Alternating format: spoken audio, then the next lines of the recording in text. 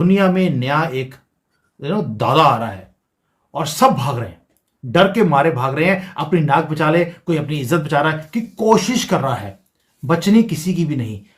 Moving on, the US has removed restrictions on 3 Indian nuclear entities over a week after US National Security Advisor Jake Sullivan announced that Washington was finalizing steps to remove hurdles. आपको पता national security adviser जो है वो America के भारत के अंदर थे। तो जाते जाते वो एक बड़ा काम कर गए हैं कि 3 इंडियन एंटिटीज को ट्रेड ब्लैक लिस्ट से हटा गए हैं। कि ट्रंप एक ऐसी सुनामी है, जब वो आती है तो सब कुछ तहस नहस कर देती है। ओ भाई, 1.5 साल से युद्ध चल रहा था इजराइल का हमासियों के साथ। 11 चाइनीज फर्म्स को सिक्योरिटी कंसर्न्स में डाल गए हैं और पाकिस्तानी कंपनियों को भी डाल गए हैं। लेकिन जैसे ही बाइडेन आए, सारा कुछ चाइना ने युआन में करना शुरू कर दिया, डॉलर को बाईपास कर दिया था। ये चीज ट्रंप कभी एक्सेप्ट नहीं कर सकते थे, क्योंकि Trump is a nationalist, Modi ji की तरह। अब डिफेंस टेक्नोलॉजी ट्रेड इंडिया के साथ, मिलिटेंट ऑर्गेनाइजेशंस पाकिस्तान के साथ, ठीक, इस चीज डॉक्यूमेंटेड है। तो इसके कारण अब इसको बाइडेन को भी लगता है कि जाने से पहले पहले थोड़ा सा दिखा के चले हूं कि मैं भी पैसे खाने वाला आदमी नहीं हूं। Initiative on critical and technologies India के साथ, Islamic state, Daesh, Khorasan, TTP, al Qaeda Pakistan के साथ। इन्होंने बोल दिया कि हम अब नई दुनिया के नए दादा हम बनेंगे। इनको लगता था बाइडेन जो है वो अगले 1000 साल के लिए बाइडेन ही प्रेसिडेंट बनने वाला है, और इन्होंने ऐसी ऐसी गलतियां करी हैं चाइना ने। जय हिंद दोस्तों, लेटेस्ट न्यूज फॉर इंडिया में आपका स्वागत है।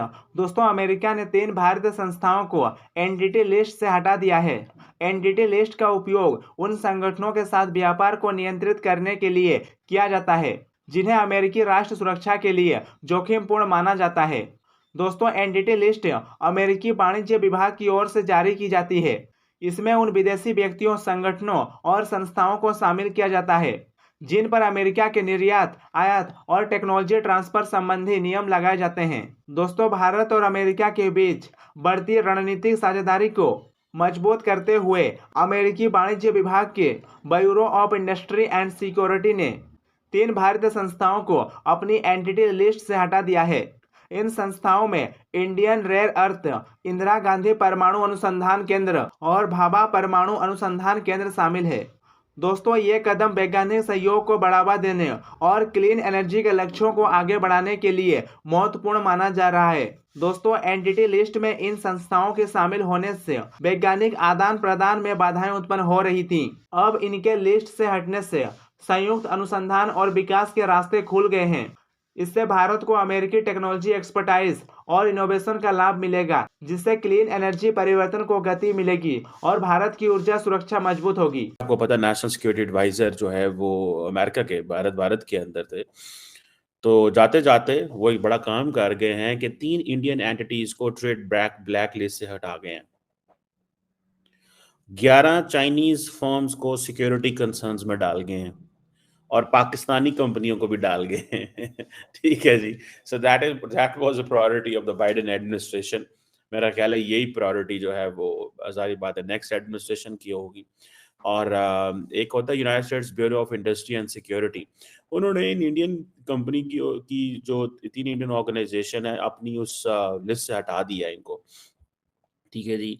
और ये आप समझ लें कि अब एक बायलैटरल एनर्जी कोऑपरेशन जो है वो नेक्स्ट लेवल पे चला जाएगा। और इसी तरह ये जो bureau of industry and security है, इसने 11 कंपनीज को डाल दिया नेशनल सिक्योरिटी। इंडिया की जो एंटिटीज जिनको रिमूव किया गया है उनमें इंडियन रेयर अर्थ है, Indira Gandhi atomic research centre मेन है, Baba atomic research centre Delhi के अंदर है। अब आप इमेजिन करें कि what will be the level of the cooperation between India and the United States. So वो जो जिसे कहते हैं ना कंट्रीज लाइक पाकिस्तान, वो कहते हैं ना, जिसे वो कहते थे ना हम आपको स्टोन एज में भेज देंगे, वो स्टोन एज ये है। When you create a tech apartheid, ठीक है जी, आप जब टेक अपार्थाइड क्रिएट कर दें कि एक मुल्क को कहें कि भाई excuse me, you are no more of our interest lies in India, it lies in China, so sorry हम आपको कुछ भी नहीं दे सकते। हाँ, but when it comes to managing the mess in Afghanistan we need you. So Pakistan को अपनी प्रायोरिटीज को सामने रखना है, मेन स्ट्रीम करना है, ठीक है ना जी, कि हमारी प्रायोरिटी क्या है। अब डिफेंस टेक्नोलॉजी ट्रेड इंडिया के साथ, मिलिटेंट ऑर्गेनाइजेशंस पाकिस्तान के साथ, ठीक है ना जी। क्या उसको बोलते हैं, initiative on critical and technologies India के साथ, Islamic state, Daesh, Khorasan, TTP, al Qaeda Pakistan के साथ। तो ये दादा आ रहा है, मैं हर वीडियो में बोलता हूं, दुनिया में नया एक दादा आ रहा है और सब भाग रहे हैं, डर के मारे भाग रहे हैं, अपनी नाक बचा ले, कोई अपनी इज्जत बचा रहा है, कि कोशिश कर रहा है, बचने किसी की भी नहीं, क्योंकि ट्रंप एक ऐसी सुनामी है, जब वो आती है तो सब कुछ तहस नहस कर देती है। ओ भाई, 1.5 साल से युद्ध चल रहा था इजराइल का हमासियों के साथ, आगे टेबल पर सब कुछ मानने को तैयार हो गए हैं, हाउतीज ने हथियार फेंक दिए हैं। ये यहाँ पर ईरान वाले बोलते हैं कि हमारी तो कब्र खुद गई है, हम उसके अंदर चले गए हैं, अब मिट्टी भी हम खुद ही डाल लेंगे। ये हालत है पूरी दुनिया की, और चाइना के अंदर भी यही हाल है। चाइना के अंदर भी अगर सैंक्शन लगाए जा रहे हैं, दे वर एक्सपेक्टिंग कि हमारे जो फ्री एक हैंड था बाइडन ने दिया हुआ था चाइना को, वो नहीं मिलेगा। इसलिए चाइना के ऊपर जो ये एक नट होता है उसे टाइट करने का काम शुरू कर दिया, और उसके रीजंस कई हैं।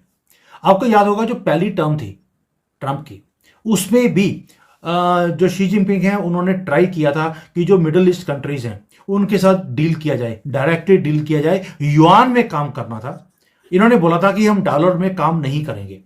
अब इनको क्या लगता था कि ठाकुर बड़ा खुश होगा, शाबाशी देगा, नहीं होता है। तब भी अमेरिका ने, ट्रंप ने बोला था हम ये चीज नहीं होने देंगे, और उन्होंने होने भी नहीं दी।